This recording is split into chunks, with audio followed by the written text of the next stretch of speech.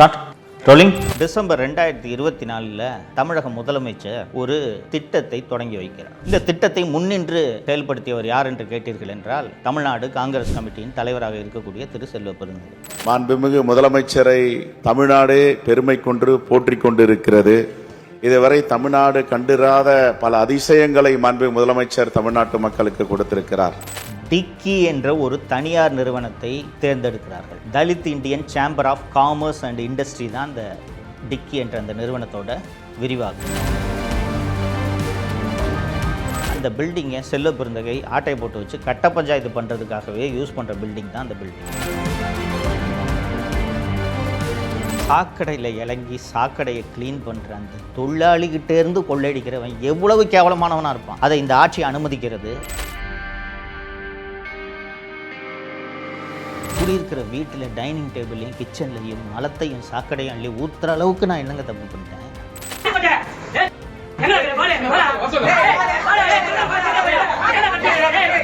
தமிழ் பெருங்குடி மக்கள் அத்தனை பேருக்கும் வணக்கம். தோழர்களே, 2026 எவ்வளவு முக்கியமான தேர்தல் என்பது என்னை விட உங்கள் எல்லாருக்கும் ரொம்ப நல்லா தெரியும். பல்வேறு கட்சிகள் வேகமாக வந்து உங்ககிட்ட இதை தரோம் அதை தரோன்ட்டு நிறைய பேர் ஏற்கனவே திட்டங்களை எல்லாம் அறிவிச்சிட்டாங்க. பல்வேறு வாக்குறுதிகளை அள்ளி வீசி உங்கள் வாக்குகளை எங்களுக்கே தாருங்கள் என்று கேட்டுக்கொண்டிருக்கிறார்கள். அவர்களுக்கு வாக்களிப்பதா வேண்டாமா என்பதை நீங்கள் முடிவு செய்வதற்கு முன்னால் நீங்கள் உறுதியாக முடிவு செய்ய வேண்டிய விஷயம் ஒரே ஒரு விஷயம்தான். எந்த சூழலிலும் எந்த காரணத்தினாலும் திமுக என்ற தீய சக்தி மீண்டும் ஆட்சிக்கு வந்துவிடவே கூடாது என்பதை நீங்கள் அத்தனை பேரும் மனதில் வைக்க வேண்டும் என்பதற்காகத்தான் தொடர்ந்து நான் உங்களோடு உரையாடி கொண்டிருக்கிறேன். இந்த 5 ஆண்டு கால அவல ஆட்சியில் நடந்த எத்தனையோ சம்பவங்கள் பேசுவதற்கு நேரம் போதாது. முக்கியமான சம்பவங்களை மட்டும்தான் எடுத்து நான் உங்களுக்கு நினைவுபடுத்த வேண்டும் என்பதற்காக பேசிக்கொண்டிருக்கிறேன். நடந்த சில அநியாயங்கள் எல்லாம் பேசவே முடியாத அளவுக்கு மனது வேதனைப்படுகிறது. அவ்வளவு அநியாயங்கள் நடந்திருக்கின்றன. தோழர்களே, டிசம்பர் 2024 தமிழக முதலமைச்சர் ஒரு திட்டத்தை தொடங்கி வைக்கிறார். இது ஏற்கனவே மத்திய அரசில் இருக்கக்கூடிய திட்டம்தான். நமஸ்தே என்ற அந்த திட்டத்திற்கு பெயர். தமிழகத்தில் அண்ணல் அம்பேத்கர் தொழில் முனைவோர் திட்டம் என்று ஒரு திட்டத்தை தொடங்கி வைக்கிறார். ரொம்ப நல்ல திட்டங்க அது. என்ன திட்டம் என்றால், இந்த துப்புரவு தொழிலாளிகள் இருக்கிறார்கள் அல்லவா, குறிப்பாக சாக்கடையில் இறங்கி சாக்கடை அடைப்பை எடுக்கக்கூடிய தொழிலாளிகள் இருக்கிறார்கள் அல்லவா, அந்த தொழிலாளர்களை எல்லாம், குறிப்பாக தலித் சமூகத்தை சேர்ந்தவர்களை எல்லாம் தொழில் முனைவோர் ஆக்க வேண்டும். அவர்களுக்கு வங்கியின் மூலமாக கடன் கொடுத்து தொழில் முனைவோர் ஆக்க வேண்டும் என்பதற்காக மத்திய அரசில் நமஸ்தே என்ற ஒரு திட்டம் இருக்குது. அந்த திட்டத்தை அண்ணல் அம்பேத்கர் தொழில் முனைவோர் திட்டம் என்று மாற்றி தமிழக அரசு செயல்படுத்தியது. இந்த திட்டத்தை முன்னின்று செயல்படுத்தியவர் யார் என்று கேட்டீர்கள் என்றால் தமிழ்நாடு காங்கிரஸ் கமிட்டியின் தலைவராக இருக்கக்கூடிய திரு செல்வ பெருந்தகை. சமீபத்தில் தமிழக சட்டப்பேரவையின் கடைசி நாள் கூட்டத்தொடர் நடந்தது. அந்த கடைசி நாள் கூட்டத்தொடரில் திரு செல்வ பெருந்தகை அவர்கள் பேசும்போது, திரு மு.க. ஸ்டாலின் போன்ற ஒரு முதல்வர் ஆட்சி செய்யும் காலத்தில் நாம் வாழ்வதற்கு புண்ணியம் செய்திருக்க வேண்டும் என்று பேசினார். திமுக எம்எல்ஏ கூட அவன் இந்த மாதிரி பேசலை. ஆனால் செல்வ பெருந்தகை இப்படி பேசினார். மாண்புமிகு முதலமைச்சரை தமிழ்நாடே பெருமை கொண்டு போற்றிக் கொண்டிருக்கிறது. வரலாறு காணாத திட்டங்கள், மக்கள் கண்டிராத உதவிகள், அது சமூக நல உதவியாகட்டும், மக்களுடைய ஏற்றத்திற்கான திட்டங்களாகட்டும், இதுவரை தமிழ்நாடு கண்டிராத பல அதிசயங்களை மாண்புமிகு முதலமைச்சர் தமிழ்நாட்டு மக்களுக்கு கொடுத்திருக்கிறார். ஏன் இந்தியாவே திரும்பி பார்க்கிறது, உலகமே திரும்பி பார்க்கிறது போன்ற திட்டங்களை கலியுக காலத்தில் நாங்கள் எல்லாம் இப்படிப்பட்ட முதல்வர் தலைமையில் பணியாற்றுவதில் பெருமைப்படுகிறோம். ஸோ இந்த அளவுக்கு செல்வ பெருந்தகை, இன்னொரு கட்சி தலைவராக இருக்கக்கூடிய செல்வ பெருந்தகை ஏன் திமுக அரசை, திமுகவை இப்படி புகழ வேண்டும் அப்படின்னு உங்களுக்கு தோணும். அதுக்கான விளக்கம் தான் நான் இப்போ இந்த திட்டத்தில் என்ன நடந்திருக்குன்றதை சொல்ல போகிறது. இந்த திட்டம் தொழில் முனைவோர் திட்டம், அண்ணல் அம்பேத்கர் தொழில் முனைவோர் திட்டம்னு சொன்னேன். இந்த திட்டத்தின்படி துப்புரவு தொழிலில் ஈடுபடும் நேரத்தில், குறிப்பாக இந்த சாக்கடையில் இறங்கி க்ளீன் பண்ணும்போது இறந்து போகிறார்கள் அல்லவா, அவர்களின் வாரிசுகள், தற்காலிக துப்புரவு தொழிலாளிகளாக இருப்பவர்கள் தலித்துகள். இதுதான் கேட்டகரி. இந்த கேட்டகரியில் இருக்கவங்களை தேர்ந்தெடுத்து அவர்களுக்கு வங்கியிலிருந்து கடன் வாங்கி தருவது. எதற்காக கடன் என்று கேட்டீர்கள் என்றால், சாலையில் நீங்கள் போகும்போது பார்த்துருப்பீங்க, அந்த ட்ரைனேஜ் மேனுவல் இருக்கும் இல்லைங்களா, ட்ரைனேஜ் ஹோல் இருக்கும் இல்லைங்களா, அந்த ஹோலுக்கு மேலே ஒரு வண்டியை நிப்பாட்டி அந்த வண்டி அதை உள்ளே இருக்கக்கூடிய அந்த அடைப்பை எடுக்கும். இது இந்த வாகனம், துப்புரவு வாகனம். இந்த வாகனத்தை சென்னை குடிநீர் மற்றும் கழிவுநீர் அகற்று வாரியம் சொந்தமாகவும் வைத்திருக்கிறது, வாடகைக்கும் எடுத்து வேலைகளை செய்கிறது. எங்கெங்கெல்லாம் இந்த கால்வாய் அடைப்பு ஏற்படுகிறதோ அங்கே இந்த வாகனம் பயன்படுத்தப்படும். தனியாரிடமிருந்து வாடகைக்கு எடுத்தால் அந்த சென்னை மெட்ரோ வாட்டர் நிறுவனம் அதற்கான பணத்தை கொடுத்துரும். இப்போ இந்த நான் அந்த 3 கேட்டகரி சொன்னேன்ல, தொழிலாளிகளின் இறந்து போன வாரிசுகள், தலித்துகள், துப்புரவு தொழிலாளிகள், இவங்களை இந்த கேட்டகரி சொன்னேன்ல, இவர்களில் ஒரு 250 பேர் 300 பேரை தேர்ந்தெடுத்து அவர்கள் அத்தனை பேருக்கும் தேசியமயமாக்கப்பட்ட வங்கிகளிலிருந்து கடன் வாங்கி தருவது. கிட்டத்தட்ட அவங்க கையிலேருந்து எதுவுமே போட வேண்டியதில்லைன்னு வச்சுக்கோங்க. அந்த கடனும் வந்து ரொம்ப 6% வட்டி, ரொம்ப மிக கம்மியான வட்டி இல்லை கடன். அப்படி அந்த அந்த யாருக்கு வண்டி அலாட்மெண்ட் ஆகுதோ அவர்கள் அத்தனை பேரும் சேர்ந்து 300 பேர் இருக்காங்கன்னு வச்சுங்களேன். இந்த 300 பேருக்கும் வங்கி கடன் கொடுத்து வண்டி அலாட் ஆகிடும். இந்த 300 பேரும் சேர்ந்து என்ன பண்ணணும்னா ஒரு கம்பெனியை ஃபார்ம் பண்ணணும். குரூப் மேனேஜ்மெண்ட் கம்பெனின்னு சொல்லுவாங்க. இந்த 300 பேரும் சேர்ந்து இந்த குரூப் மேனேஜ்மெண்ட் கம்பெனியை ஃபார்ம் பண்ணி, இந்த குரூப் மேனேஜ்மெண்ட் கம்பெனி இந்த வாகனங்களை பராமரிக்க வேண்டும், சென்னை மெட்ரோ வாட்டரோடு ஒப்பந்தம் போட வேண்டும், அந்த சென்னை மெட்ரோ வாட்டர் எங்கெங்கெல்லாம் வந்து இந்த கழிவுநீர் அடைப்பு ஏற்படுகிறதோ அங்கே இந்த வாகனங்களை அனுப்ப வேண்டும். அதற்கு உண்டான கட்டணத்தை மெட்ரோ வாட்டர் இந்த குரூப் மேனேஜ்மெண்ட் கம்பெனிக்கு கொடுக்கும். அதில் வரக்கூடிய பணத்தை இந்த தொழில் முனைவோர் அத்தனை பேருக்கும் பிரித்து கொடுக்க வேண்டும். அப்படி பிரித்து கொடுக்கும்போது இந்த வங்கி இவங்களுக்கு கடன் கொடுத்ததல்லவா, அந்த கடனை கழித்து கொண்டு மீதமுள்ள அமௌண்ட்டை இவங்களுக்கு தரணும். ஒருவருக்கு வண்டி வாங்கினா ஒரு மாதத்துக்கு minimum guarantee Chennai metro water இந்த லோன் வாங்கினவங்க அத்தனை பேருக்கும், வண்டி அலாட்மெண்ட் ஆனவங்க அத்தனை பேருக்கும் ஒப்பந்தம் போட்டுவிட்டது. மினிமம் ஒரு வண்டிக்கு ஒரு மாதத்துக்கு 3,30,000 ரூபாய் கிடைக்கும் என்று அந்த ஒப்பந்தத்தின்படி உத்தரவாதம் அளிக்கப்பட்டுள்ளது. ஓகேங்களா? இப்போ இது ஒரு நல்ல ஸ்கீம் தானே. இதை செயல்படுத்துறதுக்கு ஆக்சுவலி நம்ம இந்த அரசை வாழ்த்தணும். அதுக்கு பதிலாக விமர்சனம் செய்கிறேனே என்று நீங்கள் யோசிக்கலாம். இந்த இடத்துல தான் செல்வ பெருந்தகையோட ரோல் வருது. அந்த குரூப் மேனேஜ்மெண்ட் கம்பெனி ஃபார்ம் பண்ணணும்னு சொன்னேன் இல்லை, அந்த குரூப் மேனேஜ்மெண்ட் கம்பெனியில் யார் இருக்கணும்னா இந்த வண்டி வாங்குகிறார்கள் அல்லவா தொழிலாளிகள், துப்புரவு தொழிலாளிகளின் வாரிசுகள், இவர்கள்தான் அந்த குரூப் மேனேஜ்மெண்ட் கம்பெனியில் இயக்குநர்களாக இருக்க வேண்டும், நடத்த வேண்டும். இந்த பயனாளிகளை அடையாளம் காண வேண்டும் இல்லையா? இப்போ நான் சொன்னேன் இல்லை, இந்த இறந்து போன தொழிலாளிகளோட வாரிசுகள், துப்புரவு தொழிலாளிகள், தற்காலிக தொழிலாளிகள்னு சொன்னேன் இல்லை, இவங்களை அடையாளம் கண்டுபிடிக்கிறது அவ்வளோ கஷ்டமாக என்ன? எளிதாக அடையாளம் கண்டுபிடிக்க முடியுமல்லவா? துப்புரவு தொழிலாளியாக வேலை பார்த்து இறந்து போனவர்களோட பட்டியல் வந்து சென்னை மெட்ரோ வாட்டரில் இருக்கும், சென்னை மாநகராட்சியில் இருக்கும் இல்லையா? இது போக தற்காலிக துப்புரவு தொழிலாளிகளோட பட்டியல் சென்னை மாநகராட்சிக்கிட்ட இருக்கும், மெட்ரோ வாட்டர்கிட்டையும் இருக்கும். ஏன்னா இப்போவும் வேலை செய்து கொண்டிருக்கிறார்கள் அல்லவா? நேரடியாக இது போல் இந்த பயனாளிகளை மெட்ரோ வாட்டர் நிர்வாகமே தேர்ந்தெடுப்பதற்கு பதிலாக என்ன பண்ணுறாங்கன்னா டிக்கி என்ற ஒரு தனியார் நிறுவனத்தை தேர்ந்தெடுக்கிறார்கள். Dalit Indian Chamber of Commerce and Industry தான் இந்த டிக்கி என்ற அந்த நிறுவனத்தோட விரிவாக்கம். இந்த டிக்கி என்ற நிறுவனத்தை இந்தியா முழுக்க ரவிக்குமார் நாரா என்ற ஆந்திராவை சேர்ந்த ஒரு நபர் தான் நடத்தி கொண்டிருக்கிறார். அவருக்கு வேலையே இந்த மாதிரி தலித்துகளெல்லாம் நான் தொழில் முனைவோர் ஆக்குகிறேன் என்று சொல்லி, தலித்துகள்னால் குறிப்பாக சாக்கடையில் இறங்கி சாக்கடையை சுத்தம் பண்ணுறவங்க எந்த அளவுக்கு படிப்பறிவு இல்லாமல் பாவப்பட்ட பாமர மக்களாக இருப்பார்கள் என்பது உங்களுக்கு தெரியும். அவங்க எல்லாரையும் கூப்பிட்டு உனக்கு நான் மாதம் மாதம் இவ்வளோ பணம் தரேன், உன் பேரில் ஒரு வண்டியை வாங்கிக்க என்று சொன்னதும் அவங்களுக்கு தான் மாதம் மாதம் பணம் வருது. அதனால் சந்தோஷம்னு சொல்லிட்டு அவங்களும் இன்னொன்று எழுத படிக்க தெரியாத ஏழை ஜனங்க கையெழுத்து போட்டுருவாங்க, கை நாட்டு வச்சுருவாங்க. இவர் இந்தியாவில் இது மாதிரி பல இடங்களில் இந்த வேலையை பார்த்துருக்காரு. தமிழ்நாட்டில் செல்வ பெருந்தகை மூலமாக ரவிக்குமார் நாரா வர்றாரு. ஸோ தமிழ்நாடு அரசு என்ன பண்ணுதுன்னா இந்த டிக்கி நிறுவனத்துக்கிட்ட இந்த வேலையை ஒப்படைக்குது. இந்த மாதிரி நாங்கள் ஒரு ஸ்கீமு அண்ணல் அம்பேத்கர் தொழில் முனைவோர் திட்டம்னு ஒன்று கொண்டு வரோம், இந்த திட்டத்துக்கான பயனாளிகளை நீங்கள் கண்டுபிடிச்சி கொடுங்க அப்படின்ட்டு அவர்கிட்ட இந்த வேலையை ஒப்படைக்குது. ரவிக்குமார் நாராவும் செல்வ பெருந்தகையும் தான் ஏற்கனவே ஒப்பந்தம் போட்டிருக்காங்களே. ஸோ இவங்க 2 பேரும் சேர்ந்து என்ன பண்ணுறாங்க, செல்வ பெருந்தகைக்கு தெரிந்த பினாமிகளாக, செல்வ பெருந்தகைக்கு அடியாட்களாக இருப்பார்கள் அல்லவா. செல்வ பெருந்தகை ஒரு கட்சியோட தலைவர் இல்லையா, அவர் முன்னாடி ஏற்கனவே ரவுடியாக இருந்தவர் தானே, ரவுடியாக இருந்தவர் தானே இன்றைக்கி கட்சி தலைவராக இருக்கார். ஸோ அவர்கிட்ட ரவுடிகளாக இருந்தவர்கள், செல்வ பெருந்தகையோட அல்லக்கையாக இருந்தவர்கள், இவர்களை எல்லாம் சேர்த்து பயனாளிகள் என்று தேர்ந்தெடுக்கிறார்கள். ரைட்டுங்களா? அப்புறம் ஒரு குரூப் மேனேஜ்மெண்ட் கம்பெனி ஃபார்ம் பண்ணணும்னு சொன்னேன்ல, இந்த குரூப் மேனேஜ்மெண்ட் கம்பெனி இந்த பயனாளிகள், இந்த தொழிலாளிகள் அத்தனை பேரும் சேர்ந்து தான் கம்பெனியை ஃபார்ம் பண்ணணும்னு நான் சொன்னேன். ஜென்கிரீன் மேனேஜ்மெண்ட் லிமிடெட் என்று ஒரு நிறுவனம் உருவாக்கப்படுகிறது. அந்த ஜென்கிரீன் மேனேஜ்மெண்ட் நிறுவனத்தில் 2 இயக்குநர்கள், ஒருவர் ரவிக்குமார் நாரா, இன்னொருவர் வீரமணி. இந்த வீரமணி யாருன்னு கேட்டிங்கன்னா செல்வ பெருந்தகையோட சொந்த அண்ணன் பையன் ஆச்சுங்களா. ஸோ இந்த 300 பயனாளிகளை இவங்க கண்டறிஞ்சு சேர்த்துடுறாங்க இல்லைங்களா. இவங்க எல்லாமே செல்வ பெருந்தகையோட ஆட்கள். வாகனம் பெற்ற 300 பேருக்கு கூடயும் சென்னை மெட்ரோ வாட்டர் ஒப்பந்தம் போட்டுருச்சு. மாதம் மாதம் மினிமம் உங்களுக்கு 3,00,000 ரூபாய்க்கு ஆர்டர் உங்களுக்கு கிடைக்கும் அப்படின்ட்டு. இந்த 3 லட்ச ரூபா பணமும் யாருக்கு வரும்? பயனாளிகளுக்கு வராது, அந்த குரூப் மேனேஜ்மெண்ட் கம்பெனிக்கு தான் போகும் இல்லைங்களா? ஸோ அந்த ஜென்கிரீன் மேனேஜ்மெண்ட் நிறுவனம் என்ற அந்த நிறுவனத்தில் போயிடும். இந்த ஜென்கிரீன் மேனேஜ்மெண்ட் நிறுவனம் பதிவு செய்யப்பட்ட முகவரி எதுன்னு கேட்டிங்கன்னா 16 சின்னையா தெரு, டி நகர், சென்னை 17. அந்த இடத்துக்கு நான் நேரடியாகவே போய் பார்க்குறேன். அந்த 16 சின்னையா தெரு முகவரி எந்த முகவரின்னு கேட்டிங்கன்னா, அது யாரும் கிளைம் இல்லாத ஒரு டிஸ்பியூட்டட் ப்ராப்பர்ட்டி. ஓகேங்களா? கோர்ட் லிட்டிகேஷன்லாம் இருக்க ப்ராப்பர்ட்டி, கிட்டத்தட்ட பழைய ப்ராப்பர்ட்டி அது. அந்த பில்டிங்கை செல்வ பெருந்தகை ஆட்டை போட்டு வச்சு கட்ட பஞ்சாயத்து பண்ணுறதுக்காகவே யூஸ் பண்ணுற பில்டிங் தான் அந்த பில்டிங். அந்த பில்டிங்கில் தான் இந்த ஜென்கிரீன் நிறுவனம் பதிவு செய்யப்பட்டிருக்கு. இப்போ மாதம் ஒவ்வொரு வாகனத்துக்கும் 3 லட்ச ரூபாய் வரும்னு சொன்னேன்ல, இந்த 3 லட்ச ரூபாய் இந்த பயனாளிகளுக்கு சென்று சேரவில்லை.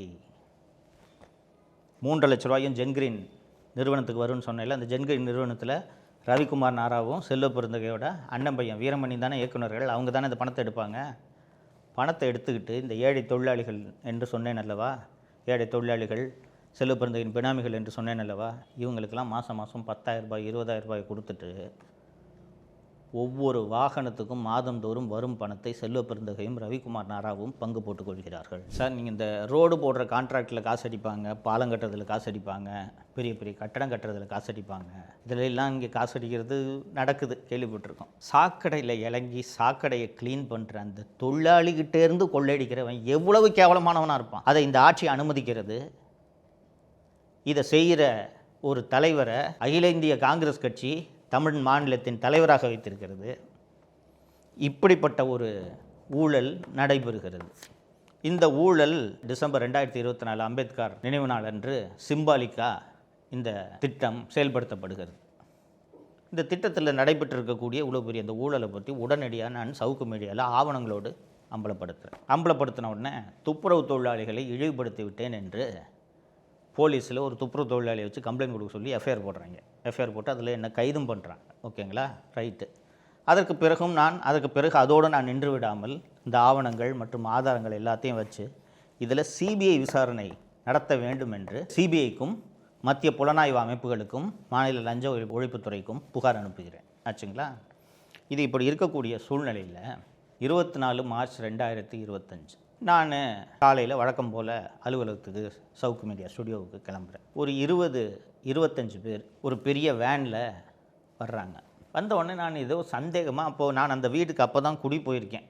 அது ரொம்ப ஒரு கீழ்ப்பாக்கத்தில் ஒரு சந்தில் இருக்கக்கூடிய வீடு. பல பேருக்கு அந்த வீடு, நான் அந்த வீட்டுக்கு குடி போனதே பல பேருக்கு தெரியாது. வண்டியில் யாரோ கல் எடுத்து வேகமாக அடிக்கிறாங்க. அடித்த உடனே நான் சரி நம்மளை தான் அடிக்கிறதுக்கு வந்திருக்காங்கன்னு நினச்சிக்கிட்டு டிரைவர்கிட்ட வண்டியை வேகமாக போக விடுப்பா அப்படின்னு நான் சொல்லிவிட்டு வண்டி கொஞ்சம் தூரம் போன உடனே அம்மா கால் பண்ணுறாங்க. அங்கே தடன்னு நிறைய பேர் வீட்டு கதவை வந்து தட்டுறாங்கப்பா, என்னன்னே தெரிலப்பா, பயமாக இருக்குப்பான்னு சொன்ன உடனே நான் உடனடியாக 100க்கு ஃபோன் பண்ணுறேன். அவசர போலீஸ் 100க்கு ஃபோன் அடிக்கிறேன். இதற்குள் வந்திருந்த ஒரு 20-25 பேர் துப்புரவு தொழிலாளிகள் போல் ட்ரெஸ் பண்ணியிருந்தாங்க. வந்திருந்தவங்க வீட்டோட பின்னாடி கதவை உடச்சிட்டு உள்ளே போயிட்டாங்க. உள்ளே போய், மக்களே யாருக்குமே எதிரிக்கு கூட நடக்கக்கூடாதுங்க. இது 25 லிட்டரு பக்கெட்டு, 5 பக்கெட்டில் சாக்கடையும் மனித மலத்தையும் கலந்து அள்ளிக்கிட்டு வந்து எங்கள் வீட்டில், எங்கள் அம்மா 70 வயசு அவங்களுக்கு, தனியாக இருக்காங்க. வீடு முழுக்க டைனிங் டேபிள், சாப்பிட்ற இடம், kitchen, gas stove, cooker, bed, படுக்கிற பெட்டு, அத்தனையின் மீதும் அந்த 5 பக்கெட்டில் இருந்த அந்த சாக்கடையும் மனித மலத்தையும் வீசி எறிந்து விட்டு அங்கேயே உட்காந்து தர்ணா பண்ணுறாங்க.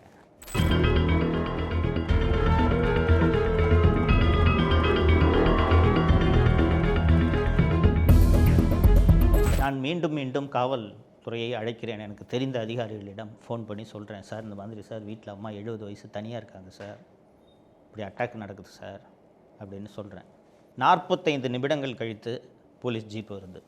45 நிமிஷம் கழித்து அந்த போலீஸ் ஜீப் வர்ற வரைக்கும் அந்த 25 பேர் வந்திருந்தாங்கன்னு சொன்னேன், ஆண்கள் பெண்கள் எல்லாம் ஃபுல்லாக மதுபோதையில் இருந்தாங்க.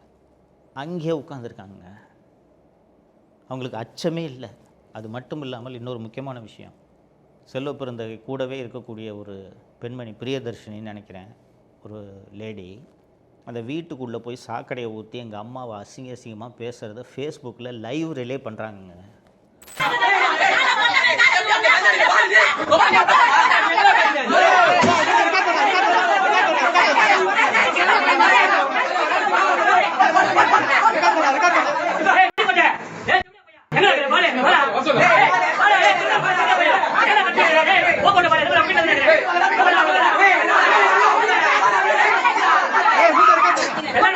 எங்கேயாவது நடக்குமா நாட்டில்? ஒரு ஜனநாயக நாட்டில் இது நடக்குமா? 70 வயசு எங்கள் அம்மாவுக்கு ஒத்தால நின்று சுற்றி 15-20 பேர் அசிங்கமாக எதுக்கு இந்த ஊழலை நான் அம்பலப்படுத்திட்டேன்னா, அதாவது இந்த தொழிலாளிகளுக்கெல்லாம் வண்டி கிடைக்கிறத நான் தடுத்துட்டேன்னா, நான் ஊழலை வெளிக்கொண்டு வந்து நியாயமானவர்களுக்கு இந்த வாகனம் கிடைக்க வேண்டும், செல்லுப்பெருந்தகைக்கு தெரிந்தவர்களுக்கு கிடைக்கக்கூடாதுன்றதுக்காக நான் போராடி புகார் கொடுத்து இந்த செய்தியை வெளியிட்டால், இதனால் பாதிக்கப்பட்ட செல்லுப்பெருந்தகை மற்றும் கூட சேகர்பாபுவும் சேர்ந்து இந்த ஆட்களையெல்லாம் ஏற்பாடு பண்ணது அமைச்சர் சேகர்பாபு. தோழர்களே, 45 நிமிஷம் கழித்து போலீஸ் வருது, அங்கேயே உட்காந்துருக்காங்க. 2 போலீஸ், ஒரு சப் இன்ஸ்பெக்டர் இன்னொரு கான்ஸ்டபிள் மட்டும் வந்திருக்காங்க. போலீஸ் என்னை வந்து உடனடியாக வந்துடாதீங்க சார், அவங்கெல்லாம் போகல இன்னும் சொல்கிறாங்க. போலீஸை பார்த்தீங்களா? 5 நிமிஷம் ஆகுமா அடிஷனலாக போலீஸ் ஃபோர்ஸை வர வச்சு அவங்களெல்லாம் விரட்டுறதுக்கு? வீட்டு வாசல்லே அவ்வளோ பேர் 20 பேர் அங்கேயே உட்காந்துருக்காங்க. இந்த நேரத்தில் நான் மறக்காமல் எதிர்க்கட்சி தலைவர் திரு எடப்பாடி பழனிசாமி அவர்களை நன்றியோடு நினைவு கூறுகிறேன். 5 முறை பேசினார், சட்டப்பேரவையில் பேசினார், பத்திரிகையாளர் சந்திப்பில் அவ்வளவு கோவப்பட்டார். இது என்னங்க, இல்லை இது ஒன்றும் பெரிய விஷயம் இல்லைன்ட்டு துரைமுருகன் சொல்கிறாருன்னு சொல்கிறதுக்கு அவங்க வீட்டில் ஊற்றினா சும்மா இருப்பாங்களா அப்படின்னு அவர் வீட்டில் ஊற்றினது போல் கோவப்பட்டார். நண்பர்களே, ஃபேஸ்புக்கில் லைவ் போட்டுட்டு பண்ணுறாங்கன்னா காவல்துறையின் ஆதரவு இல்லாமல் இது நடந்திருக்க முடியுமா? நான் ஏற்கனவே சொன்னது மாதிரி அந்த வீட்டுக்கு அப்போ தான் குடி போயிருக்கும். அது ஒரு சந்துக்குள்ளே இருக்கும் அந்த வீடு. அவ்வளோ ஈஸியெல்லாம் யாராலையும் கண்டுபிடிக்க முடியாது. காவல்துறை சொல்லாமல் யாருக்கும் அந்த நான் இருக்கக்கூடிய அந்த வீட்டின் முகவரி, அந்த வீடு இருக்கிற இடம் தெரியவே தெரியாது. திட்டமிட்டு ஒரு வேனை அரேஞ்ச் பண்ணி கொண்டு வந்து ஊற்றிருக்காங்க. இதற்கு பிறகு போய் கீழ்ப்பாக்கம் காவல் நிலையத்தில் சாயங்காலம் என் தாயார் பேரில் ஒரு புகாரை தரேன், இந்த மாதிரி இங்கே நடந்துச்சுங்க சம்பவம்ன்ட்டு. வழக்கை சிபிசிஐடிக்கு மாற்றுறாங்க. இந்த ஊர்வலமாக போனாங்கல்ல, ஃபேஸ்புக்கில் லைவ் போட்டுக்கிட்டு ஊர்வலமாக போகிறாங்கல்ல, 5 நிமிஷத்தில் போலீஸ் நினச்சிருந்தா இவங்களை எல்லாம் கைது பண்ணியிருக்கலாம். கைதே பண்ணல, எஃப்ஐஆரும் போடல. சென்னை மாநகர காவல்துறை ஆணையர் அருணுக்கு இதில் தொடர்பு இருக்குது. அவர்தான் இந்த வீட்டையே அடையாளம் காமிச்சு இந்த தாக்குதலுக்கு ஏற்பாடு பண்ணியிருக்காரு. நான் வெளிப்படையாகவே பத்திரிகையாளர்களிடம் குற்றம் சுமத்தியதும் வழக்கு சிபிசிஐடிக்கு மாற்றப்படுகிறது. உங்களுக்கு தெரியும், எந்த புகார் கொடுத்தாலும் முதல்ல வழக்கை பதிவு செஞ்சுட்டு அந்த எஃப்ஐஆர் தான் சிபிசிஐடிக்கு மாற்றுவாங்க. சிஎஸ்ஆர் போட்டு சிஎஸ்ஆர் ஸ்டேஜ்லேயே இந்த வழக்கு சிபிசிஐடிக்கு மாற்றப்பட்டது. சிபிசிஐடிக்கு போச்சா? என்னென்ன நடந்துச்சுன்ற விவரத்தை நான் சொன்னேன்னா, சிபிசிஐடி ஜாமீனில் வெளிவரக்கூடிய பிரிவுகளில் வழக்கு பதிவு செய்கிறாங்க. எங்கேயாவது கேள்விப்பட்டிருக்கீங்களா? அது எவ்வளோ பெரிய கொடுமை இது. இங்கே சாப்பிட்ற டைனிங் டேபிளில் மலத்தள்ளி வீசினா அது திருப்பி அங்கே உட்காந்து திங்க முடியுமாங்க? இங்கே படுக்கிற பெட்டில் மலத்தையும் சாக்கடையும் வீசினா படுக்க முடியுமா உங்களால்? அந்த இடத்துல அந்த பொருட்களை மீண்டும் உபயோகிக்க முடியுமா? அதுக்கப்புறம் ஜாமீனில் வெளிவரக்கூடிய பிரிவுகளில் எஃப்ஐஆரை பதிவு செய்து 4 பேரை அரெஸ்ட் பண்ணுறாங்க. மேஜிஸ்ட்ரேட்டை கொண்டு போய் நிறுத்தினோன்னு இது எல்லாமே பெயிலபிள் செக்ஷன்னு ஜாமீனில் விட்டாங்க அவங்க. தோழர்களே, இந்த வழக்கில் செல்வப்பெருந்தகை சம்மந்தப்பட்டிருக்கிறார், சேகர்பாபு சம்மந்தப்பட்டிருக்கிறார். ஏன்னா செல்வப்பெருந்தகை இதை நியாயப்படுத்தி பேசுகிறாரு. பத்திரிகையாளர் சந்திப்பில் நடந்த தப்பு தான், இருந்தாலும் தொழிலாளிக்கு வண்டி கிடைக்கிறத வந்து ஒரு தப்பாக பேசினேன்னா தொழிலாளி இப்படி ரியாக்ட் பண்ணுவாங்கன்ட்டு கிட்டத்தட்ட நியாயப்படுத்தி பேசுகிறாரு செல்வப்பெருந்தகை. அங்கே வந்து இந்த தாக்குதலில் ஈடுபட்ட அத்தனை பேரும் செல்வப்பெருந்தகையோடு இருப்பவர்கள் என்பது ஊருக்கே தெரியும், அத்தனை பேருக்கும் தெரியும். அத்தனை பேரும் காங்கிரஸ் கட்சியின் SC/ST பிரிவை சேர்ந்தவர்கள். இவ்வளவு நடந்திருக்கு. இன்னைக்கு வரைக்கும் சிபிசிஐடி இந்த வழக்கில் உண்மையான குற்றவாளிகளை கைது செய்யவில்லை, விசாரணையை நடத்தி முடிக்கவில்லை. ஆனால் நான் இந்த தொழிலாளிகளுக்காக இந்த அண்ணல் அம்பேத்கர் தொழில் முனைவோர் திட்டத்தில் ஊழல் நடந்திருக்கிறது, இதில் சிபிஐ விசாரணை வேண்டும் என்று சென்னை உயர்நீதிமன்றத்தை அணுகிய போது நீதிபதிகள் திரு GR சுவாமிநாதன் மற்றும் திரு VR லட்சுமிநாராயணன் ஆகியோர் சிபிஐ விசாரணை வேண்டாம், இந்த பயனாளிகள் பட்டியல் இருக்கா இல்லை 250 பேர் வண்டி வாங்கியிருக்காங்களே, இவர்கள் உண்மையான பயனாளிகள் தானா என்பதை கண்டறிய வேண்டும், கண்டறிந்து சரியான பயனாளிகளுக்கு மட்டும்தான் வாகனத்தை கொடுக்க வேண்டும் என்று ஒரு உத்தரவு போட்டார்கள். இந்த உத்தரவை எதிர்த்து சிபிஐ விசாரணை நடத்தப்பட வேண்டும் என்று நான் உச்சநீதிமன்றத்தை அணுகினேன். உச்சநீதிமன்றத்தில் நான் தொடுத்த வழக்கு இன்னும் நிலுவையில் இருக்கிறது. தமிழக அரசு பதில் சொல்ல வேண்டும் என்று உச்சநீதிமன்றம் நோட்டீஸ் ஆர்டர் பண்ணியிருக்கு. நான் உங்கள் மக்கள் அத்தனை பேரையும் கேட்டுக்கிறேன். அந்த வீட்டில் வந்து சாக்கடை ஊற்றுற அந்த புகைப்படம் ஊர் எல்லாம் இருக்குது, கூகுள் பூரா நீங்கள் பார்த்தீங்கன்னா தெரியும். எந்த ஆட்சியிலாவது இப்படி ஒரு கொடுமை நடக்குமாங்க? ஒரு எதிரி ஆளை வச்சு அடிப்பாங்க, வெட்டுவாங்க, இதெல்லாம் பார்த்துருக்குறோம். குடியிருக்கிற வீட்டில் டைனிங் டேபிள்லையும் கிச்சன்லையும் மலத்தையும் சாக்கடையும் அள்ளி ஊற்றுற அளவுக்கு நான் என்னங்க தப்பு பண்ணிட்டேன்? ஆனால் இது இந்த திராவிட மாடல் ஆட்சியில் நடந்தது. என்னால் இதை மறக்க முடியாது, எங்கள் அம்மாவால் இதை மறக்க முடியாது. நீங்கள் இதை மறக்கக்கூடாது வாக்களிக்கும் போது என்பதற்காகத்தான் இதை நினைவுபடுத்துவதற்காக உங்களிடம் நான் இதை பேசுகிறேன். இப்படிப்பட்ட ஆட்சி மீண்டும் வந்தால் எங்கள் வீட்டில் நடந்த தாக்குதல் உங்கள் வீட்டில் நடக்காது என்பதற்கு என்ன உத்தரவாதம்? இதை நீங்கள் யோசித்து பார்க்க வேண்டும். எதிர்க்கட்சித் தலைவர் எடப்பாடி பழனிசாமி தன் வீட்டில் நடந்ததாக உணர்ந்து கோபப்பட்டு 5 முறை பத்திரிகையாளரை சந்தித்து பேசினார். சட்டப்பேரவையில் இந்த பிரச்சனையை எழுப்புவதற்கு முயற்சி செய்தார். அவைத்தலைவர் அனுமதிக்கவில்லை. இது போன்ற கோபம் உங்கள் ஒவ்வொருவருக்கும் வர வேண்டும் என்பதை இந்த நேரத்தில் நான் கேட்டுக்கொள்கிறேன். வாக்குச்சாவடிக்கு போகும்போது எப்படிப்பட்ட ஆட்சி இந்த ஆட்சி, அதே திமுக காங்கிரஸ் கூட்டணி தான் உங்களை நோக்கி வாக்குகளை கேட்டு வருகிறது. மறந்துடாதீங்க, தப்பித்தவறி கூட மறந்துடாதீங்க. நன்றி. தமிழகத்தை காப்போம்